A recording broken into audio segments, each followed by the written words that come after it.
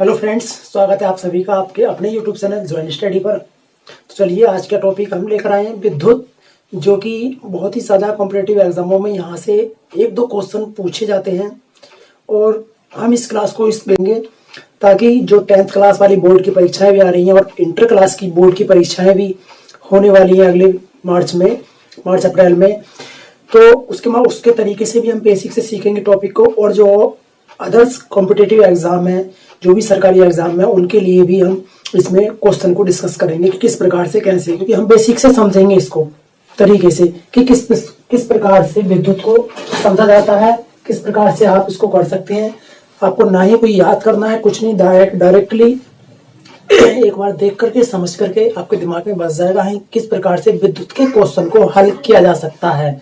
किसी भी प्रकार से विद्युत का कोई भी क्वेश्चन पूछा जाए आपसे, क्वेश्चन में आए, तो आप उसको आसानी से उसका आंसर कर सकते हैं, चाहे वो ऑप्शनली हो या फिर डिस्क्रिप्टिव हो, यानी कि थ्योरिकल हो, चाहे लॉन्ग क्वेश्चन हो या शॉर्ट क्वेश्चन के अनुसार हो। तो चलिए देखते हैं, बने रहिए हमारे साथ, वीडियो को अंत तक देखिए, तभी आपको लगेगा कि कितना बेस्ट कंटेंट है और कितना बेसिक से आसानी से हम समझ लेंगे। ये मेरा वादा है कि आपको याद करने की जरूरत नहीं पड़ेगी, डायरेक्टली आपके दिमाग में एकदम फिजिकली तौर पर बस जाएगा, जो आप भूलेंगे भी नहीं। चलिए देखते हैं, टॉपिक है आज का हमारा विद्युत साइंस, भौतिक विज्ञान में एक बहुत ही अहम टॉपिक है ये विद्युत का, और यहाँ से बहुत क्वेश्चन पूछे भी जाते हैं। तो सबसे पहले ये बात है कि विद्युत क्या है।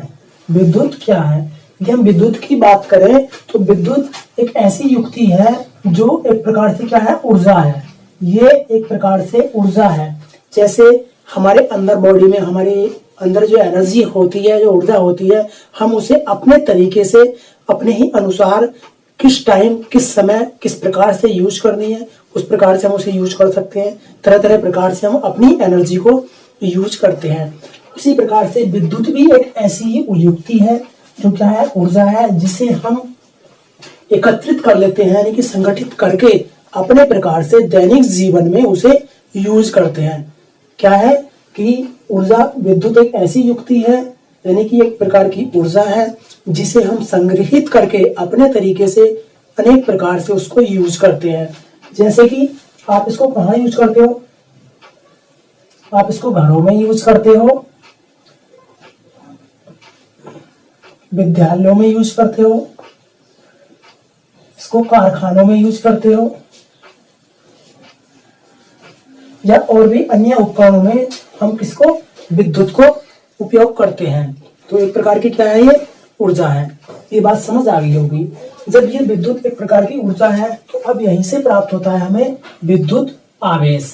कि विद्युत आवेश क्या है, क्योंकि विद्युत आवेश, तो सबसे पहली बात बनती है कि आवेश क्या है, आवेश किसे कहते हैं हम, और आवेश है तो फिर उसको विद्युत के साथ जोड़ दिया गया, आवेश को विद्युत के साथ जोड़ दिया गया कि विद्युत आवेश क्या है। तो देखिए, समझिए, आवेश एक ऐसी युक्ति है या किसी भी पदार्थ का ऐसा गुण है, आवेश किसी भी पदार्थ का एक ऐसा गुण है जो उसके अंदर आकर्षित और प्रतिकर्षित करने की जो क्षमता होती है किसी पदार्थ में, वो ही क्या कहलाता है, आवेश कहलाता है। किसी पदार्थ के द्वारा आकर्षण या प्रतिकर्षण करने की जो क्षमता होती है, जो गुण होता है, हम उसे ही क्या कहते हैं, आवेश कहते हैं। जैसे साधारण सी भाषा में अगर हम इसको कहें तो आवेश एक ऐसा पदार्थ जो छोटी वस्तुओं को आकर्षित कर ले, जो छोटी वस्तुओं को क्या कर ले, आकर्षित कर ले। ये आकर्षण और प्रतिकर्षण,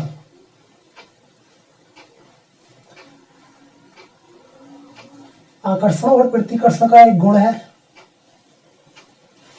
आकर्षण या प्रतिकर्षण का एक गुण है।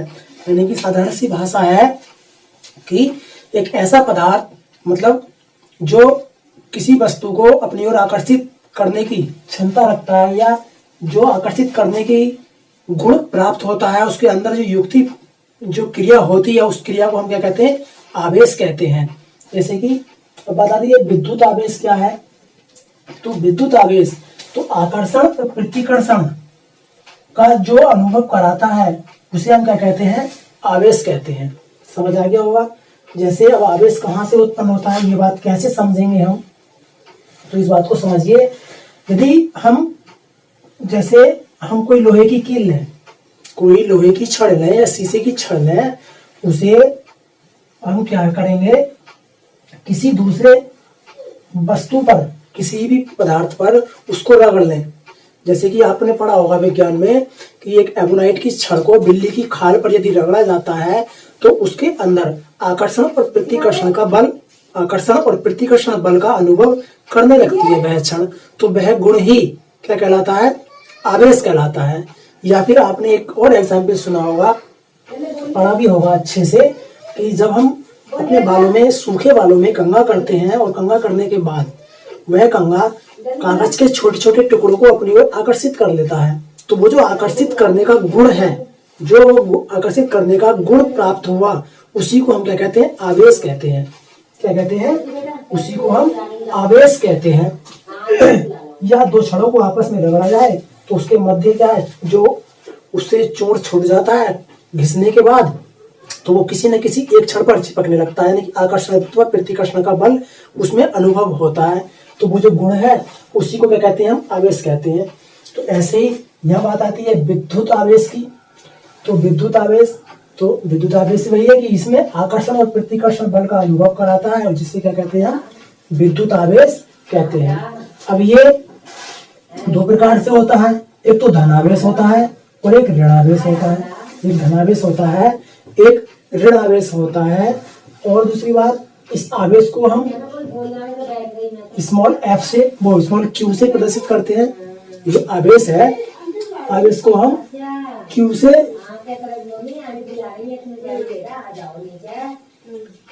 इस आवेश को हम q से प्रदर्शित करते हैं। और इसका मात्रक की बात करें हम, तो इसका मात्रक कूलाम है। ध्यान रखिएगा, आवेश का मात्रक कूलाम होता है।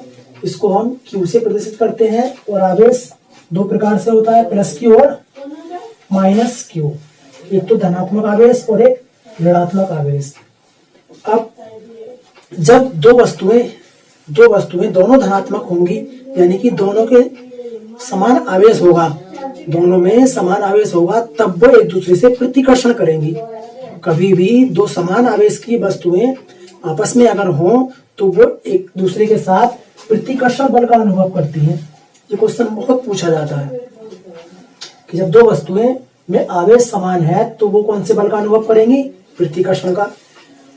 यदि दोनों वस्तुओं का आवेश भिन्न भिन्न है, एक का धनावेश और एक ऋणावेश, तभी वो दोनों वस्तुएं आपस में एक दूसरे को आकर्षित करेंगी। तभी क्या करेंगी, आकर्षित करेंगी। तो ध्यान रखिएगा कि आवेश अलग अलग है, आवेश अलग अलग है तो आकर्षण बल का अनुभव होगा।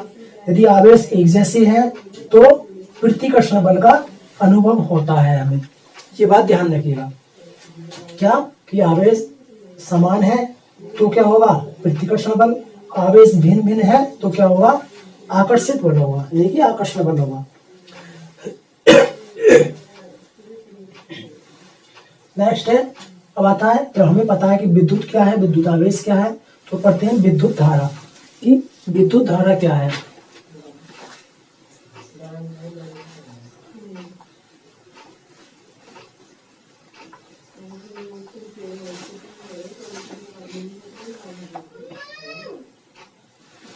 देखिए विद्युत धारा, अब हमें पता चला कि आवेश जो Q था, जिसका मात्रक कूलाम था, अब ये आवेश होगा तो आवेश प्रवाह हो रहा था।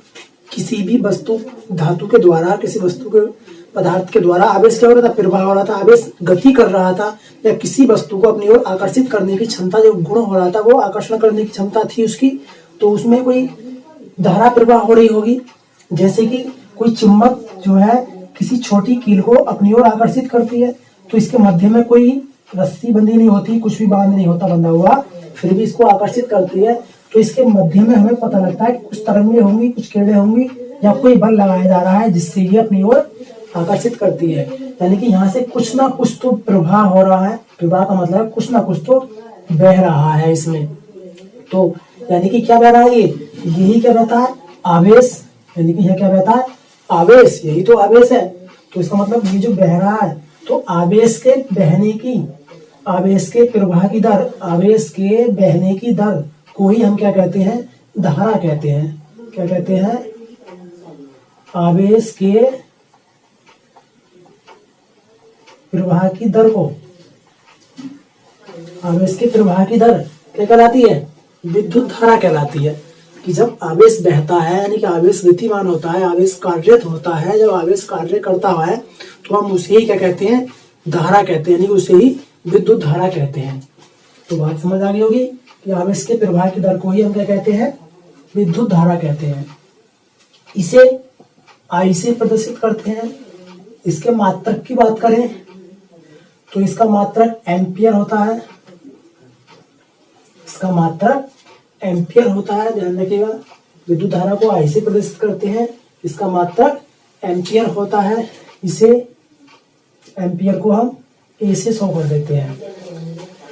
की बात करें इसे मापा किससे जाता है, कि धारा को, विद्युत धारा को किससे मापा जाता है, तो विद्युत धारा को एमीटर से मापा जाता है। ये ध्यान रखिएगा, विद्युत धारा को किससे मापा जाता है, विद्युत धारा को एमीटर से मापा जाता है। तो यहाँ से 3-4 पॉइंट बनते हैं कि विद्युत धारा को आई से प्रदर्शित करते हैं, इसका मात्रक एम्पियर है। विद्युत धारा को मापते किससे हैं, एमीटर से मापते हैं। एमीटर आगे है 6 पॉइंट में, ठीक। विद्युत धारा को एमीटर से मापते हैं। जब विद्युत धारा को एमीटर से मापते हैं, इसका मतलब हमारे उपकरणों में एमीटर लगा होगा। हमारे उपकरणों में क्या होगा, एमीटर लगा होगा। तो पढ़ेंगे एमीटर भी क्या होगा। तो ध्यान रखिएगा, विद्युत धारा को एमीटर से मापते हैं। नेक्स्ट पॉइंट है, नेक्स्ट क्वेश्चन है हमारा, विद्युत धारा की दिशा क्या होती है। कि जब विद्युत धारा जो बहती है या आवेश के प्रवाह की जो दिशा होती है, जो कि आवेश के प्रवाह की दर ही क्या है, विद्युत धारा है। तो जब आवेश बहता है तो वो कौन सी दिशा से बहता है, किस दिशा की तरफ चलता है। तो हमने जाना कि एक तो प्लस होता है आवेश और एक होता है माइनस। एक प्लस आवेश होता है और एक माइनस आवेश होता है। दो आवेश होते हैं, यानी कि एक क्या होता है, धनात्मक। बात समझ आ रही होगी, एक तो होता है धनात्मक और एक होता है ऋणात्मक। दो आवेश होते हैं।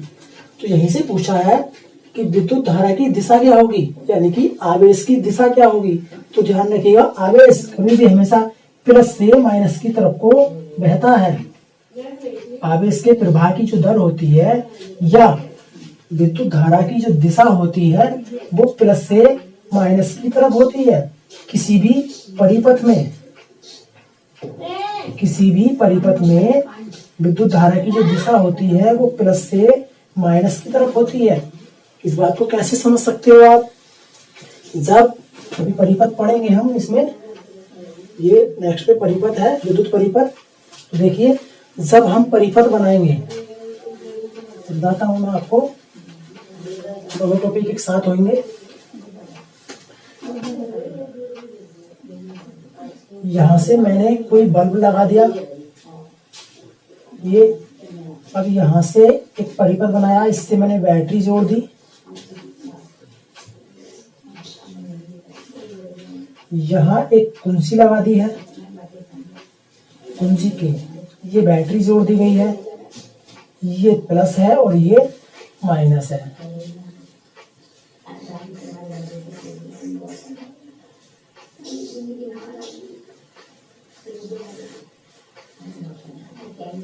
ये प्लस सिरा है और ये माइनस का सिरा है। तो धारा का प्रवाह इधर होता है। तो ध्यान दीजिए आप, विद्युत धारा की दिशा, तो ये आवेश है, ये क्या है, प्लस क्यू आवेश, और ये माइनस क्यू आवेश है, ये धारा आई है। तो यहां से देखिए, बैटरी में से कोई बैटरी या कोई सेल, जो बैटरी होती है आप जानते हो, तो बैटरी या धारा या सेल, तो बैटरी में दो टर्मिनल होते हैं, एक तो धनात्मक टर्मिनल और एक ऋणात्मक टर्मिनल। बैटरी में दो सिरे होते हैं, एक तो माइनस का सिरा होता है और एक प्लस का सिरा होता है। तो दोनों से, यानी कि दो सेल होते हैं उसमें लगे हुए, तो प्लस से धारा बहती है। जब आवेश है तो देखिए आवेश ही बह रहा है, जिसको हम क्या कह रहे हैं, धारा कह रहे हैं। ये आवेश के बहने को ही क्या कहते हैं, धारा कहते हैं। तो ये प्लस से माइनस की तरफ को बहता है। जब ये प्लस से पहुंचकर यहाँ पहुंचेगा और इस बल्ब में घूमकर निकलेगा और ये पूरा परिपथ यहाँ जाके मिलाएगा, पूरा रास्ता यहाँ से निकलने के बाद ये पुनः घूमकर यहाँ से बैटरी में फिर से प्रवेश करता है। तो ये इसका एक रास्ता पूर्ण हो जाता है, इस आवेश का एक रास्ता पूरा हो जाता है। तो देखिए प्लस से माइनस की तरफ को बहा, प्लस से माइनस की तरफ को बहा। तो इस प्रकार से हमें पता लगा कि विद्युत धारा की जो दिशा होती है वो धनात्मक से ऋणात्मक की तरफ होती है। कहाँ से होती है? प्लस से माइनस की तरफ।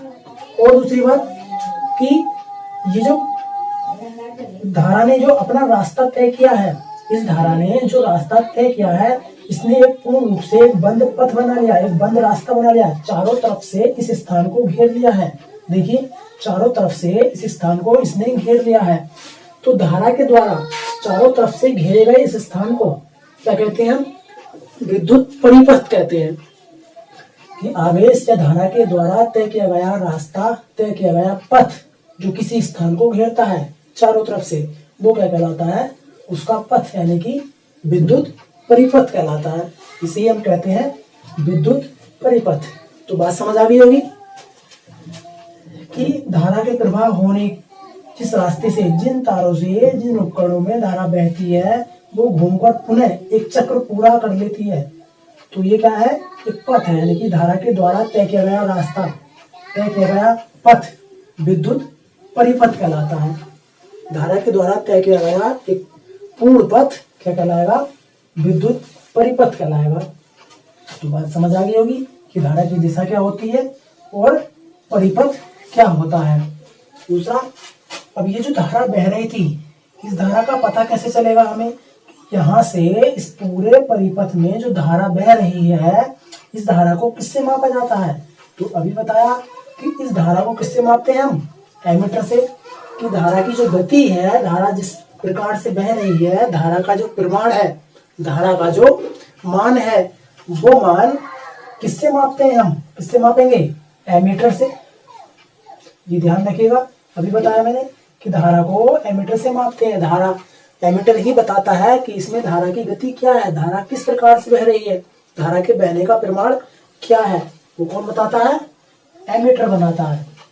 क्योंकि किसी जो आपके घरों में स्टेबलाइजर होते हैं, जिनसे लाइट को कम या ज्यादा किया जाता है, तो उनमें क्या है? 2 मीटर लगे होते हैं, 2 मीटर लगे होते हैं। एक होता है वोल्ट मीटर, एक होता है एमीटर।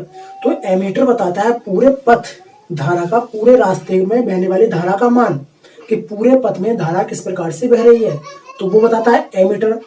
जबकि उसमें जो वोल्टता दिखाता है कि बैटरी के द्वारा या फिर करंट कितने वोल्टेज का है, इसमें धारा जो बह रही है वो कितने वोल्टेज की धारा है, वो बताता है वोल्ट मीटर। ध्यान रखिएगा कि वोल्ट मीटर का जो कार्य है वो क्या है? इसकी वोल्टता बताना कि इसमें जो धारा बह रही है कितने के तेजी से है। तो धारा का जो मान है, यानी कि धारा का मान तो एमीटर से मापा जाएगा, लेकिन उसमें जो वोल्टता है, कितना करंट है, वो कौन मापता है? Volt meter. वोल्ट मीटर से आवेश को या धारा को पूर्ण रूप से स्थिति को परिपथ में मापते हैं। किससे? वोल्ट मीटर से।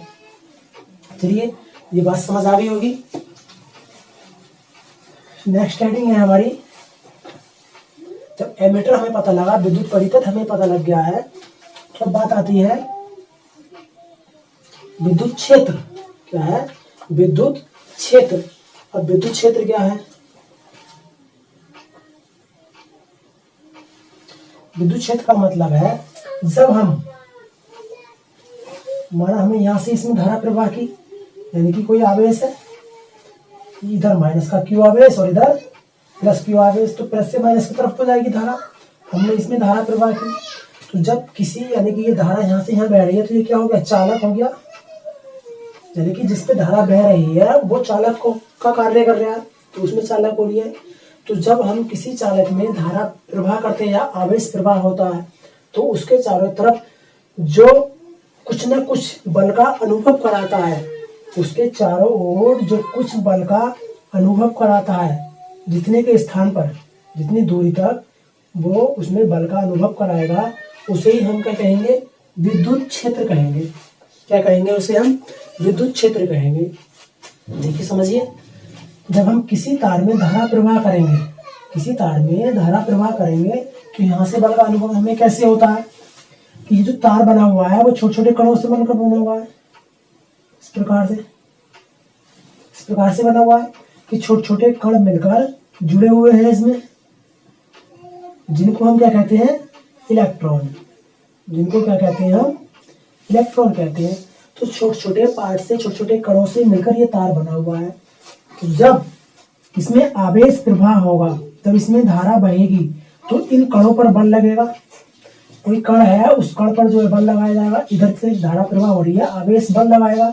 जब आवेश इधर से बल लगा रहा है तो ये जो कण है, ये कण विपरीत दिशा में बल लगाएंगे, ये तो इधर लगाएंगे। और धारा से आई जो है, या आवेश इधर बल लगाएगा, धारा इधर बल लगाएगी। और जो कण है, ये कण लगाएंगे, इसके विपरीत बल लगाएंगे। तो दोनों में एक दूसरे से बल लगाया जा रहा है। ये बल लगातार हम बढ़ाते रहेंगे तो ये कण इधर की तरफ को आकर्षित होते चले जाएंगे। धीरे धीरे ये सारे कण इधर को आकर्षित होते चले जाएंगे। तो इस प्रकार से ये जो कण एक दूसरे में आकर्षित हो रहे हैं, तो इस प्रकार से इसमें हमें पता लग जाता है कि धारा बहनी स्टार्ट हो गई है, कि धारा बहनी शुरू हो गई है, धारा बहने लगी है, आवेश प्रवाह होने लगा है। तो इससे ही पता लगता है कि यहाँ जो हमें बल का अनुभव हो रहा है कि इसमें जो कितने के क्षेत्र तक इसमें धारा प्रवाह हो रही है, कितने के क्षेत्र तक इसमें किसी बल का अनुभव हो रहा है हमें, उसे ही हम क्या कहते हैं, विद्युत क्षेत्र कहते हैं। क्या कहते हैं, विद्युत क्षेत्र कहते हैं। इसी से और देखिए कैसे, इसे हम पढ़ेंगे चुंबकीय क्षेत्र में। जैसे कोई चुंबक है, हमने एक चुंबक का टुकड़ा लिया। अब ये चुंबक कोई कील रखी हुई है, तो उसे इतने के घेरे तक, इस घेरे के अंदर यदि यहाँ कोई कील आ जाए या यहाँ कोई कील आ जाए, कोई कील रखी हो, तो इस कील को, लोहे की कील को ये चुंबक आकर्षित कर लेगी। इस कील को ये लोहे की चुंबक आकर्षित कर लेगी। क्यों? हमने माना कि इस चुंबक की जो क्षमता है आकर्षित करने की, वो इतने के घेरे में है, कि इतने के घेरे के अंदर अगर कोई लोहे की कील आती है, लोहे की कोई पदार्थ आता है, तो उसे ये आकर्षित कर देगी। यदि कोई कील यहाँ रखी हुई है इतनी दूरी पर, तो क्या इसको आकर्षित करेगी? नहीं करेगी।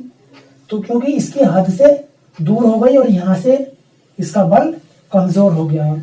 तो जितने के क्षेत्र तक ये आकर्षित करने की क्षमता हो रही है, जितने के क्षेत्र में यहाँ से हमें बल का अनुभव हो रहा है, यही कहलाता है हमारा चुंबकीय क्षेत्र, चुंबक के अनुसार। और यही कहलाता है हमारा विद्युत क्षेत्र। विद्युत क्षेत्र क्यों? क्योंकि इसमें धारा प्रवाह हो रही है। इसी में तो धारा प्रवाह हो रही है कि यहाँ से इधर की तरफ को धारा प्रवाह होने लगी है, ये इसको आकर्षित करता है। तो इसी से पता लगता है कि धारा प्रवाह हो रही है। तो धारा मतलब विद्युत धारा प्रवाह हो रही है। तो यही विद्युत क्षेत्र का अनुरूप दिखाता है हमें, और यही चुंबकीय क्षेत्र का अनुरूप भी दिखाता है। तो बात समझ आ गई होगी कि विद्युत क्षेत्र किसे कहते हैं। या फिर डायरेक्टली भाषा हम लिख सकते हैं कि जब किसी चालक में धारा प्रवाह दी जाती है, तो जितने के उसमें कुछ ना कुछ उसके चारों ओर चुंबकीय क्षेत्र उत्पन्न हो जाता है। यानी कि जब किसी चालक में जितने के क्षेत्र में हमें बल का अनुभव होता है, उसे ही क्या कहते हैं, हम विद्युत क्षेत्र कहते हैं।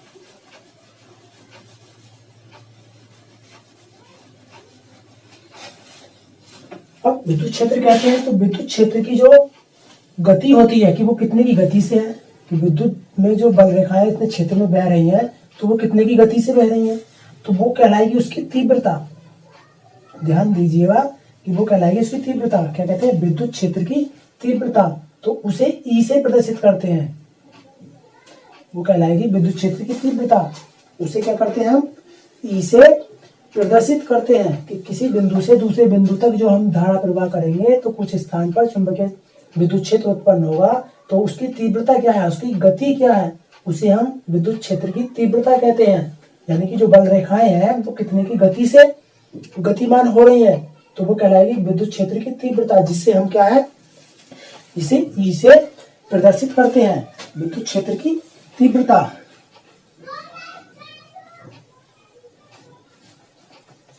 तो ध्यान रखिएगा कि विद्युत क्षेत्र की तीव्रता क्या होती है। विद्युत क्षेत्र की तीव्रता को हम ई से प्रदर्शित करते हैं। और दूसरा कि विद्युत क्षेत्र की तीव्रता एक अदिश राशि है, वो एक सदिश राशि है। विद्युत क्षेत्र की तीव्रता जो है वो एक सदिश राशि है। यदि इसके मात्रक की बात करें हम, तो इसका मात्रक न्यूटन प्रति कूलम होता है। क्या होता है? न्यूटन प्रति कूलम। ध्यान रखिएगा इसका मात्रक क्या होता है, न्यूटन प्रति कूलम। चलिए नेक्स्ट, बहुत छोटी छोटी बातें आती हैं इसमें, आगे और पढ़ेंगे हम इसको बेसिक बड़ा करके। विद्युत क्षेत्र की तीव्रता का मात्रक है तो इंटर में पूछा जाता है, या लेकिन थोड़ा शॉर्ट पूछ रहा है केवल हाई स्कूल के माध्यम से या कंपटीशन के माध्यम से। तो विद्युत विभव क्या है, देखिए विद्युत विभव, जब हम प्लस क्यू आवेश को, प्लस क्यू एक एकांक आवेश को अनंत से किसी बिंदु तक या किसी अनंत तक लेकर जाएं, कि यहाँ से यहाँ तक कोई बिंदु लिया हमने भी, यहाँ से यहाँ तक हम इसको लेकर जाएंगे, अनंत से लेकर आ रहे हैं, या फिर किसी बिंदु से अनंत तक लेकर जाएं, या किसी बिंदु से अनंत तक लेकर जाएं, या अनंत से किसी बिंदु तक लेकर आए, किसे, आवेश को या धारा को।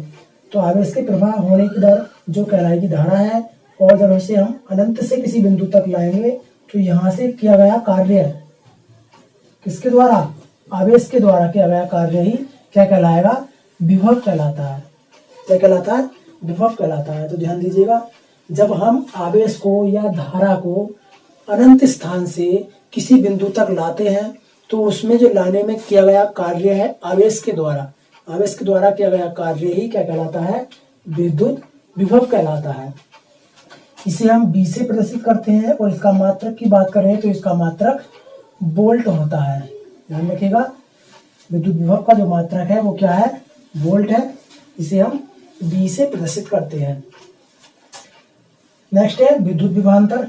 तो देखिए विभवांतर और विभव लगभग दोनों एक जैसे हैं, मात्रक भी दोनों का वोल्ट होता है, लेकिन एक अंतर है डेफिनेशन में थोड़ा सा, कि विभव को तो हम अनंत से किसी बिंदु तक ला रहे थे, या फिर किसी बिंदु से अनंत तक ले जा रहे थे, तो उसमें क्या गया कार्य ही क्या है, विभव था। लेकिन यह है किसी आवेश के द्वारा बिंदु ए से बिंदु बी तक, बिंदु ए से बिंदु बी के बीच में विभव के द्वारा या आवेश के द्वारा किया गया कार्य या विभव के परिवर्तन की दर, बिंदु ए से बिंदु बी तक, बिंदु ए से बिंदु बी तक आवेश ए से बिंदु बी तक लेकर जाएंगे, यानी कि इन दोनों के मध्य जो विभव है, इन दोनों के मध्य जो आवेश है, आवेश का अंतर है, उसे हम क्या कहते हैं, विभवांतर कहते हैं। बिंदु ए से बिंदु बी तक जो आवेश प्रवाह हो रहा है उसे ही हम क्या कहते हैं, विद्युत विभवांतर कहते हैं। या बिंदु ए से बिंदु बी तक विभव में जो परिवर्तन हो रहा है, बिंदु ए से बी तक पहुंचने में जो विभव में परिवर्तन हुआ उसे ही क्या कहते हैं, विद्युत विभवांतर कहते हैं। तो बात समझ आ गई होगी कि विभव क्या है और विभवांतर क्या है।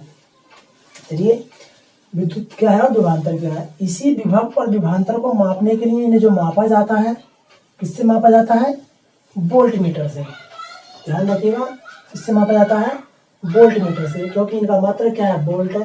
तो एक बिंदु से दूसरे बिंदु तक की जो वोल्टता बताता है वो कौन बताता है, वोल्ट मीटर। कितना विभवांतर बह रहा है, विभव का मान कितना है, उसे कौन बताता है, वोल्ट मीटर। इसका मात्रक क्या है विभवांतर का, इसका भी वोल्ट है। विभव का मात्रक क्या है, ये भी वोल्ट है।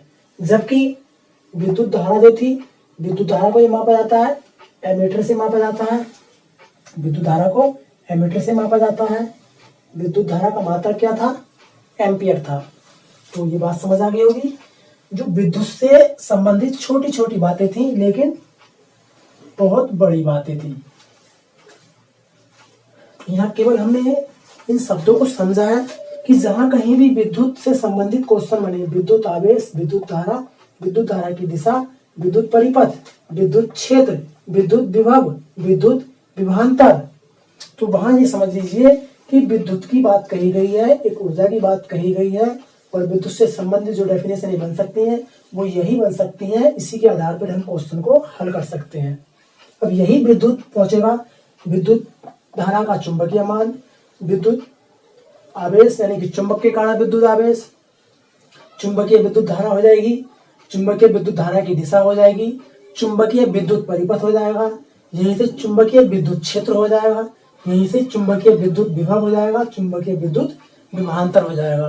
तो यही चुंबक में परिवर्तित हो जाएंगे। लेकिन बात तो विद्युत की रहेगी कि विद्युत के अनुसार ही हम चुंबक में ही परिवर्तन कर देंगे, चुंबक के मानों में भी परिवर्तन करेंगे। तो बात समझ आ गई होगी अच्छे से कि किस प्रकार से डेफिनेशन बनती है और इन्हीं से क्वेश्चन भी पूछा जाता है। तो पूछे किसी भी प्रकार से आपसे क्वेश्चन है एग्जाम में, यदि विद्युत से संबंधित पूछ रहा है तो आपको उसी के अकॉर्डिंग लिख देना है, एकदम आसानी से बता देना है। तो चलिए क्लास को यहीं रोकते हैं, नेक्स्ट क्लास में नेक्स्ट टॉपिक लेंगे, यहीं से इससे चुंबक से संबंधित लेंगे कि विद्युत चुंबक क्या है, और इसमें जो आगे के पॉइंट्स हैं कुछ अभी और, वो बाकी नेक्स्ट क्लास में करेंगे। इस क्लास को यहीं रोकते हैं। उम्मीद करता हूँ क्लास समझ आई होगी, अच्छे से समझ आया होगा टॉपिक, किस प्रकार से हम समझ लेते हैं चीज़ों को, आसानी से एकदम फिजिकली तौर पर समझ लेते हैं, इतना हार्ड नहीं है। बस क्या है, ध्यान लगना होता है कि हम फिजिकली तौर पर जो भी चीज़ हमारे आसपास से फिजिकली तौर पर कार्य होती हैं, लगातार क्या है, साइंस ही है एक प्रकार से, जिसको केवल समझना होता है। तो चलिए क्लास यहीं रोकते हैं। बहुत बहुत धन्यवाद आप सभी का क्लास के लिए, थैंक्स।